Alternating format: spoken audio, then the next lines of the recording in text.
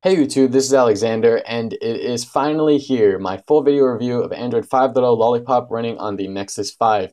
Now, I do want to make this video both brief and informative, so I'm going to leave out some things, but I do encourage you guys to leave a comment in case I missed anything that you wanted to see me talk about or cover, and that's pretty much it. Without further ado, let's go ahead and get started. So the first thing you're going to notice upon booting up Android 5.0 and setting it all up is the lock screen, and I gotta say, it looks really nice. You now have your notifications here. By swiping down, they can all appear. And although iOS has had it for a long time, I think it looks a lot better here on Android. You've also got the ability to quickly access your dialer if you need to make a call, and the camera. And I think it just, it just works really well. And I'm really glad that it's finally here because it's really convenient to get your notifications in a manner like this. And if you go ahead and swipe up, you can of course get to the home screen. It'll unlock your device and you can see nice little transitions there.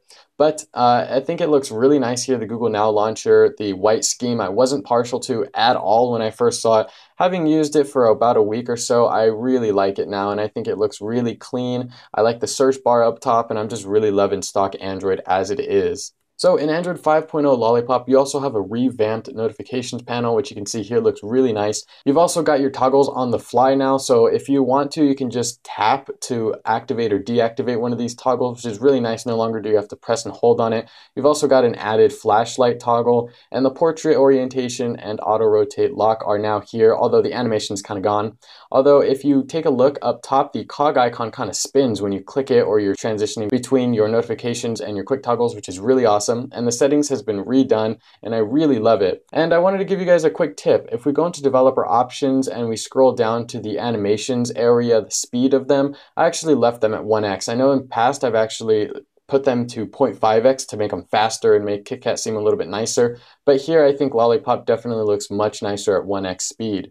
So if we scroll up to security, we actually have a new option for trusted devices so that we can actually bypass the lock screen if we're connected to a Bluetooth device. And while we're away from that Bluetooth device, the lock screen will come back up. So if we're connected to the BlueBuds X, my computer, or my G-Watch, for example, what I can end up doing is just bypassing my lock screen to not have to deal with it when I want to get in my phone. But if I move away from those devices while I'm connected or I disconnect from them, my lock screen comes back. So it's a really nice way to implement a security feature, but also make it really handy for the user to not have to worry about entering that security PIN or passcode or whatever it is every single time they want to get into their phone. Another cool feature that we have that's sort of in the security realm is screen pinning, which allows us to actually pin a certain screen. So maybe there's somebody who wants to use our phone for a minute, or you want to let your child or friend or whatever borrow it for whatever reason.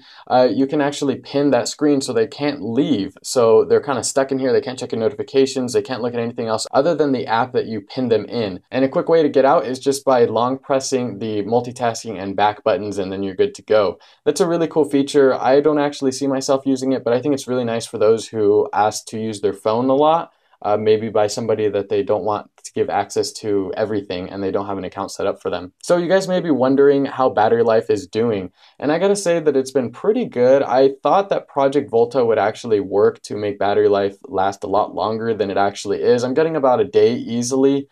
Sometimes into the next day, and I can get around 2.5 to 3 hours of screen on time. I think one time I even did 3.5 hours of screen on time. But remember, I don't play a lot of games or watch a lot of videos on here. It's mostly just messaging, phone calls, and maybe a little bit of 2 dots, but that's it. So take this with a grain of salt, and of course it's going to vary from user to user. But I gotta say the battery life has been pretty good, although I hope to see subsequent Android updates to make Project Volta, seem a little bit more effective.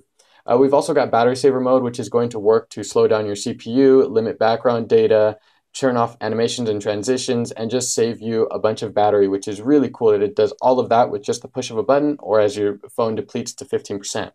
Now, one of my favorite features is adaptive display, which is really awesome for someone like me because I have really sensitive eyes. So auto brightness really wasn't an option for me because it would jack it up way too high when I was out in the sunlight. But adaptive brightness sort of raises it, but not too much. It does a much better job at handling how bright the display can get. I don't know if you saw it there, but it did turn up a little bit, but not too high. Whereas auto brightness probably would have put it so high that my retinas would have burned out of my skull. But anyway, I'm really enjoying adaptive brightness because it does a much better job at handling how bright your screen gets, and it's just really convenient for me. Now you guys may be wondering about performance, and I gotta say it is just phenomenal. Again, I don't play many games, so I'm not into heavy and processing here, but I gotta say that for using it on a day-to-day basis, there's really no problems at all. The Nexus 5 is an awesome device. We've also got material design and effect here, so you can see the clock actually, it looks a little nice and the status bar matches.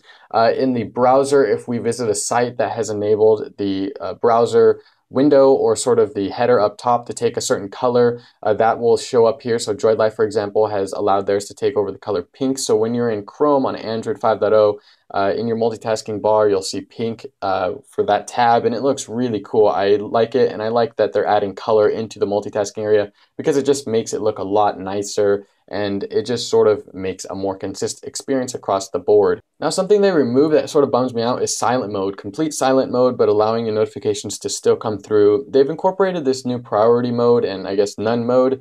And priority mode is basically going to allow you to have certain notifications come through. So if we jump into settings and go sound notification, we can see we have an interruptions tab, which will allow us to filter certain things that come through. So calls, messages, events, who the call and messages are from, what days of the week, and at what time it starts and ends.